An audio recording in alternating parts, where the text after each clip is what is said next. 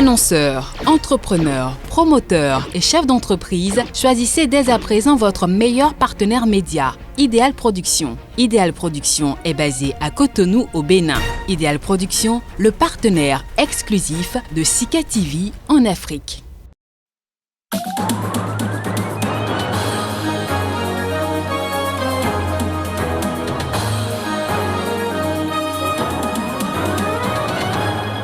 Ce 7 mai au Bénin est un jour dédié à la lutte contre la torture. À l'occasion, l'Organisation pour la défense des droits de l'homme et des peuples, ODHP, fait un état des lieux et salue la mémoire des victimes. En Tanzanie, la lutte contre la Covid-19 semble préoccuper la présidente. Contrairement à son prédécesseur défunt, Samia Suluhu Hassan dit explorer d'autres moyens de lutte contre le virus. Le 24 décembre prochain est un rendez-vous pris en Libye pour les élections. Il doit être respecté, souhaitent des voix à l'international.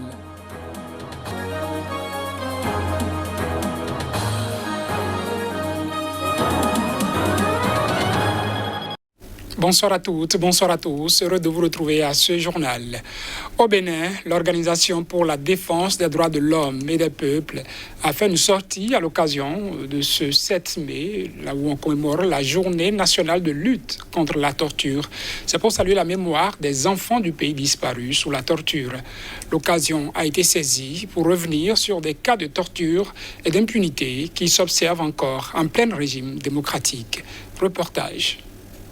Le Bénin célèbre chaque 7 mai la journée nationale de lutte contre la torture. Dans ce cadre, l'Organisation pour la défense des droits de l'homme et des peuples et certaines confédérations syndicales se sont donné rendez-vous à la Bourse du Travail à Cotonou pour honorer la mémoire de tous les fils du pays morts sous le régime de la torture. Le président de l'ODHP a fait l'historique de l'instauration de cette journée. Cette journée est à valeur de symbole.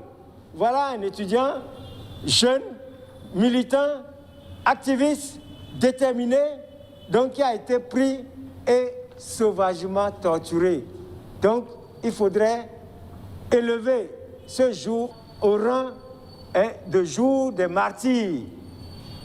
Au jour des martyrs. Le décret a été pris en 1993 et la première célébration a eu lieu en ces mêmes lieux en 1994. La Confédération des syndicats des travailleurs du Bénin et les autres formations syndicales représentées appellent à l'arrêt de ce qu'elles qualifient de terrorisme d'État contre les populations, d'arrestations massives et arbitraires et d'impunité des crimes politiques. Un problème. Manger est une difficulté. Et pendant ce temps, on envoie les gens en masse en prison. Syndicalistes, travailleurs, jeunes, paysans, ouvriers, artistes. La lutte continue pour l'obtention de l'indemnisation de toutes les victimes de torture au Bénin depuis les régimes autocratiques à nos jours, un préalable pour l'enracinement de la démocratie selon l'ODHP. Nous répétons une fois encore qu'il urge que le président Talon prenne des mesures urgentes ici et maintenant pour, premièrement, la libération des détenus politiques depuis Laurent Métoyon et ses co-accusés jusqu'aux dernières élections, aux arrêtés de dernières élections présidentielles. Le jugement des tortionnaires, anciens et nouveaux, depuis ceux sous le Kérékou PFB jusqu'à... À la fin de la cérémonie, une gerbe a été déposée en mémoire des victimes. La délégation de l'Union européenne au Bénin célèbre la journée de l'organisation. L'événement a lieu le 9 mai. À l'occasion, plusieurs ambassadeurs des 27 accrédités dans le pays ont effectué une visite de terrain. Objectif, apprécier le niveau de réalisation des projets financés par l'Union européenne au Bénin. Précision. Loin de leurs pays respectifs, les représentants de l'Union européenne au Bénin n'ont pas passé sous silence le 64e anniversaire de leur organisation. Et cette année, qui est toujours marquée par la crise sanitaire mondiale, nous avons décidé de placer notre Semaine de l'Europe sous le thème « Plus fort ensemble », pour un partenariat entre l'Union européenne et le Bénin sur le long terme. Au centre de santé d'Akasato, dans la zone sanitaire à Bomekalaviso-Ava, l'UE a œuvré pour l'introduction de l'approche de soins optimisés aux couples mère nouveau-né à travers l'utilisation du bracelet électronique. But visé, la réduction de la mortalité maternelle et infantile. Dans la commune de Zinvier, le CEG d'Ahom et Lokpo a bénéficié d'un module de 4 classes implanté sur pilori pour faire face aux inondations. Un projet financé par l'Agence française de développement. Au CGE d'Abomey-Calavi, la délégation de l'Union européenne a pu constater les efforts consentis dans l'éducation des adolescents, tout comme à l'unité de transformation des jeux de l'ONG Bouge, appuyée par le projet GIZ. C'est une unité qui emploie 10 jeunes et ayant à sa tête une femme. Et sa capacité de production est de 1500 bouteilles quand il s'agit des jus d'ananas, 1500 bouteilles quand il s'agit des autres jus aussi, tamarin, bissap, jus de baobab, ainsi de suite. Vous allez voir aussi de l'autre côté l'unité de production du gari amélioré au lait de coco, du gari sorgho, mais du tapioca, qui sont quand même des produits de grande consommation dans notre pays. Je me trouve très heureux d'être ici et je suis surtout fort impressionné du très bon travail que vous faites ici et surtout ayant dégoûté les excellents produits, j'en suis encore plus fier. Dans le domaine de l'énergie, le centre d'information et de communication est en cours de construction dans la commune d'Abomey-Calavi.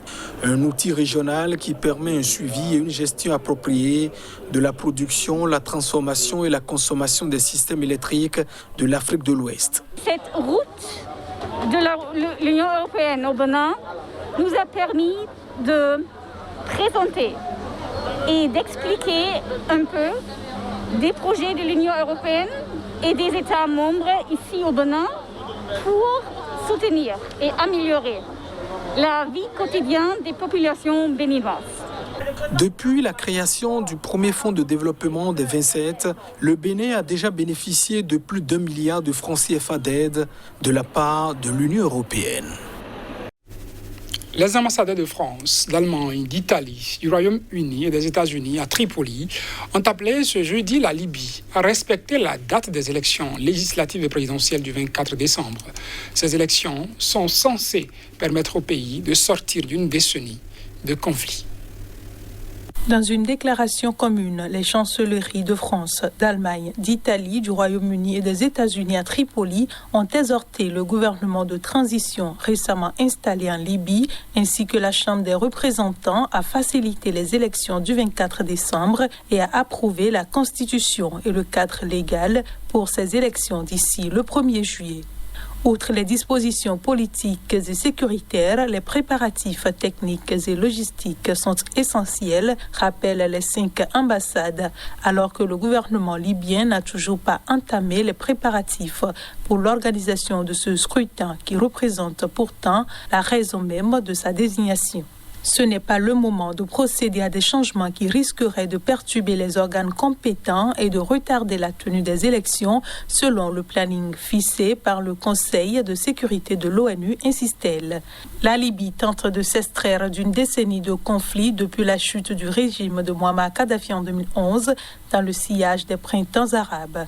Un chaos marqué par l'existence ces dernières années de 2 pouvoirs rivaux en Tripolitaine à l'ouest et Cyrénaïque à l'est. Censé clore ce chapitre de division, un nouvel exécutif transitoire dirigé par l'homme d'affaires Abdelhamid Deiba a été mis sur orbite en février à Genève sous l'égide de l'ONU avant un vote de confiance historique du Parlement en mars. Il est chargé d'unifier les institutions et d'assurer la transition d'ici les élections législatives et présidentielles programmées le 24 décembre conformément au processus politique parrainé par les Nations Unies.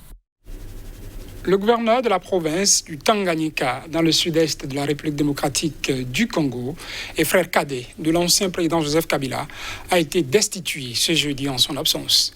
Il s'agit là d'un nouveau revers infligé par le président Félix Tshisekedi au camp de son prédécesseur.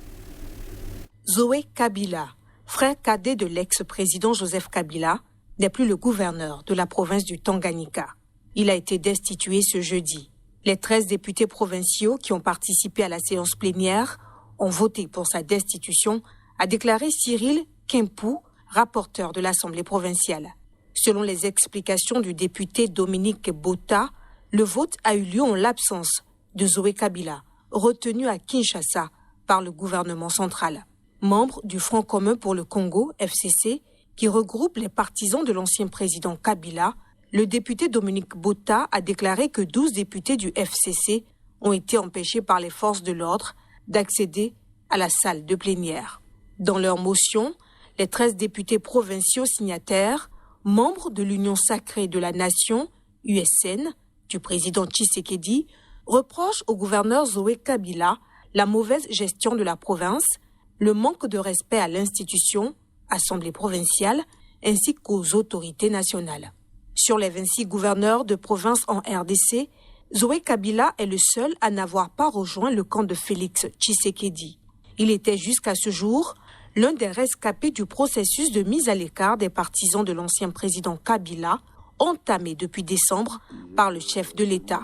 Ceci après près de 2 ans de congestion de la RDC au niveau national et dans les provinces. Le gouverneur Zoé Kabila ne fera pas de recours devant les tribunaux, a réagi un ancien ministre proche du gouverneur déchu qui a requis l'anonymat. Actuellement, le président Tshisekedi dispose d'une majorité à l'Assemblée nationale, au Sénat et dans les assemblées provinciales. Les principales institutions politiques du pays sont dirigées par ses partisans. La présidente de la Tanzanie, Samia Suluhu Hassan, a abordé la question de la Covid-19. C'était lors d'un discours devant le Parlement kenyan, affirmant qu'elle explore d'autres moyens de lutter contre la pandémie. Samia Suluhu Hassan se distingue nettement de son prédécesseur John Magufuli, qui minimisait régulièrement l'impact du coronavirus. Niliwaeleza Watanzania katika hotuba yangu katika bunge la nchi yetu, na napenda kurejea hapa kwamba sisi Tanzania sio kisiwa. Aujourd'hui, le coronavirus a changé notre mode de vie. J'ai informé les Tanzaniens que nous ne sommes pas une île, mais que nous faisons partie de la communauté internationale. C'est pourquoi, par le biais d'un groupe de travail que j'ai déjà mis en place, nous explorons d'autres moyens de lutter contre cette pandémie. Lazima tushirikiane na jirani zetu ikiwemo Kenya katika kukabiliana na janga hili. Mapambano dhidi ya janga hili yanapaswa kutuleta pamoja na sio kutufarakanisha. La lutte contre cette pandémie doit nous rassembler et non nous diviser. J'espère que si nous mettons notre énergie et notre expertise en commun, nous pourrons faire face à la pandémie sans crainte, nous gagnerons et la vie de nos citoyens continuera normalement si nous prenons suffisamment de précautions. Na tutashinda na maisha ya wananchi yetu yataendelea kuwa ya kawaida huku tukichukua hadhari za kutosha. C'est la fin de ce journal. Merci de l'avoir suivi. Nos programmes se poursuivent sur Sika TV.